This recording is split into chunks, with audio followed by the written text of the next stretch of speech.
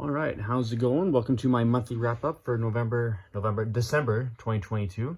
These are the games that I got this year, or this month, sorry. And I figured I'd go over them and we can see what I've added to the collection. So to start off my game collection this month, I picked up Final Fantasy X as well as Final Fantasy X-2 for the PS2.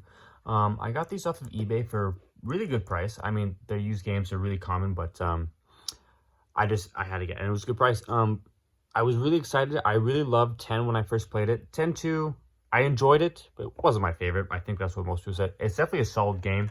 The thing that held it back from me was my own stupidity and the fact that I didn't figure out the combat until I was like at the final boss. I was literally at the final boss when I finally figured out, oh, this is how I'm supposed to do play this game. Which was a little unfortunate on my end. I'm definitely going to go back to it. But I got these games because I played it on the Switch originally, and I really wanted to try it out on the original console, which I did pick up this year. I got a PS2. And so I figured I would get these games as much to have in my collection. They were pretty good quality they came in. Of course, I got them used. You can buy them new if you want to, but they're $30 each from what I was able to see from the stores that I had access to. And I was like, I don't really want to spend $60 on two PS2 games. No. So I searched on eBay used, and I got them both for like $19.99. So total came like 22 something after tax with free shipping. So it was a good deal. Couldn't pass it up, especially when this is literally probably one of my favorite games. This, depending on the day you ask me, Final Fantasy X is my favorite game of all time. Like, if you ask me on any day that I am thinking or singing one of these songs, it is my favorite game at that time. I loved the stories, the character, everything about it was just perfect for me. Blitzball maybe not, but we won't get into that. So I was super stoked to pick this up, and I'm very excited to get into it again on the PS2. Definitely going to play this come the new year. So these were the first games I got. I'm very happy with those. Next, I got 3 games at once. I'll go over them one at a time. And these were later on, about the middle of the month, just before kind of things were getting into the holiday and everything. And the first game I got was Star Wars Jedi Fallen Order for the PS5. Been wanting this game for a while, but never really got into it. I remember when it first came out, I watched a couple YouTube videos on, like, oh, that's cool, maybe I'll pick it up. But I never did, and that's a common theme with me in the past. So I figured I would pick it up now, especially with the Game Awards trailer for the sequel. I was like, okay, by the time I finally get it. And with my PS5 that I finally got on Black Friday there, found one finally, I was like, yep, have to get it. And so I picked this one up. And I'm super excited to go. I've had a Star Wars itch recently. I'm like, this is finally the time to scratch that itch. And I've heard some pretty good things about it. So I'm excited to get into it. Like I said, I've heard it's a good challenge to play through, and I'm probably going to go for the Platinum. I've been really enjoying getting Platinums for games. I figured this would be a fun one to pick up, get a Platinum, and have a good time with it. But yeah, so that was another one I got.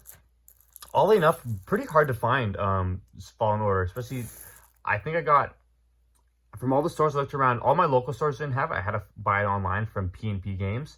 Shout out to them, by the way. They were a huge help. But yeah, it was ridiculous how hard it was to find that one. I was kind of surprised, but I guess I haven't done any of the reprints since they've announced it yet. And I could have waited for a sale for it, but I'm too greedy. I want it now.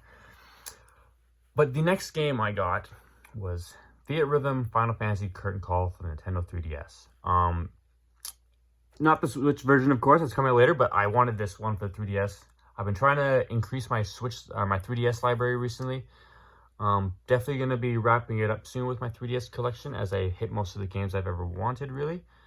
But yeah, what can I say? Like I said, with Final Fantasy X, I love Final Fantasy. I've really only beat 10 and 10 too. Those are the only 2 ones I've beaten, but I've been really wanting to get into more. I've started playing more and picking them up. And the one thing that's always been a constant with me for the ones that I've tried is that I love the music. And I haven't really played many rhythm games, but I figured I'd have to give this one a try. Of course, I could have waited for the Switch version, which will most likely be the best version of the Theatrhythm games, or the Theatrhythm Final Fantasy games. I don't know if there's any other ones like that, but I figured I'd get it for the 3DS one as well. It was pretty cheap. It was only like $25, brand new too. So I was like, yeah, you can't complain. And I figured it'd be a lot of fun, especially with the new one being, $60+ Canadian. I was like, yeah, I'll try to get this one instead. And then I can wait for the other one to go on sale and just get my fill with this. So I figured it'd be a good one to go. And I love the music in the games, like I said. So I was super excited to pick this one up. It's a good find there. And the last games I got in this 3 bundle from PNP Games was Ender Lilies for the Nintendo Switch. This is my very first limited run and very first indie game I've ever bought. It's kind of weird that's gotten to this point now where it's only just now, where I've been collecting for a couple of years now. I really only got back into gaming in 2019. So it's been still about 3 years to me finally get into indie games. And this is the one to finally do it. Don't ask me why. It's definitely not because I saw a cute anime girl and I was like, yeah, I'll give it a go. But I've heard pretty good things about this one. Like everything I've picked up, I've heard pretty good things or I've tried it before. And it looks pretty good. Of course, getting the physical one means it's going to be a bit more money. And this one was, it was $60. That's the retail price. Of course, you can get it digitally for about, I saw it on $18 on the eShop during the Boxing Day sale, and I was like, I'd rather have it physically, and so I got it physically instead. And that was the big thing that I always come on. Another reason why I never got into indie games, like Hollow Knight. Everyone keeps telling me to get Hollow Knight, and I know I should, but I'd rather have it physically. But then that's like $40 when I can get it digitally for like $8, and it's like, it's tough. I should just bite the bullet and get the digital one, but I prefer having a physical collection. It just makes me happier, and I like seeing all these lined up on my shelf. But the game itself, it looks really good. I think the thing that really got me was the sound design. The sound always gets me hooked on the games. First, if the sound gets me, then I'm most likely going to get the game. And I was watching a VTuber, I won't say who, because I forget her name. But she was playing it, and I remember just like closing my eyes and just listening to the ambiance and the music and falling in love with the game. Like, yes, I have to get this. And then I watched the gameplay too, and the gameplay looked solid as well. So I'm like, yeah, I'm going to pick this one up. And then the box art, I really love the box art. So I saw the box, I'm like, yep, I'm more than happy to spend the $60 on this. And I'm super happy to have it. It's definitely going to be one of the first games I play come the new year. So I'm very excited to get into this one. And the last 2 games that I got this year, I'll do them individually. I got as a Boxing Day sale, because they had some pretty good sales for Boxing Day. The first one is Digimon Survive. I've heard mixed things about this game, but the only mixed reviews are really because people who didn't like it saying because they didn't realize it was going to be much of a visual novel, which I was like, from what I understood when the game was coming out, it was very, very well known that this was going to be mostly a visual novel. So I was kind of confused when people got it, like they didn't like that it was mostly a visual novel. It's like, then why did you get the game? Because they clearly didn't do their research. I am kind of being a bit of a stan, I guess, for this, but I've never really played a Digimon game. I've always been more of a Pokemon guy, and I figured this would be a good one to get into it.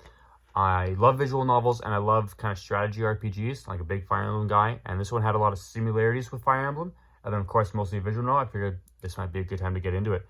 I'm very excited for it. The atmosphere looks fun, and it's going to be a fun game. And I have to say, if I go here and take out the warranty thing that scared me when I first got it, this reverse box art is honestly fantastic. I love this. It looks really good. I mean, some people might not like it that much, but something about it, it's just the feeling I get of everybody on this side looking out into a blank. I don't know. It's hard to explain why I like it so much, but I just do. And like this box art's not too bad. I mean, I really like it, but I think this is just special to me. I'm not one to like flip the covers around, but I might have to do it for this one. This one's just pretty good. And the last game I got this month would be Harvestella for the Nintendo Switch. Now, I played the demo for this when it dropped, and I remember really enjoying it. I mean, that was only a couple months ago, but I fell in love with it. I've never really played a farming sim game. This was kind of like my first one, and it was really good. I really enjoyed it. I had a couple nitpicks with it, but it really wasn't too bad. It was just something like the voice acting should have been more prevalent. It was really only in like combat that there was voice acting. Dianthus is my love. But I really enjoyed it. The combat was fun. The farming sim was relaxing. The fishing was great. I love fishing in games, so as long as you don't mess it up too much, it's pretty good. And in this one, it's pretty basic. I felt the timing moved a bit too quickly, but I think they've patched that. so I'm not too concerned going into this now. I was going to get it on launch, but when I went to go pick it up at GameStop, they didn't have any copies, because why would they?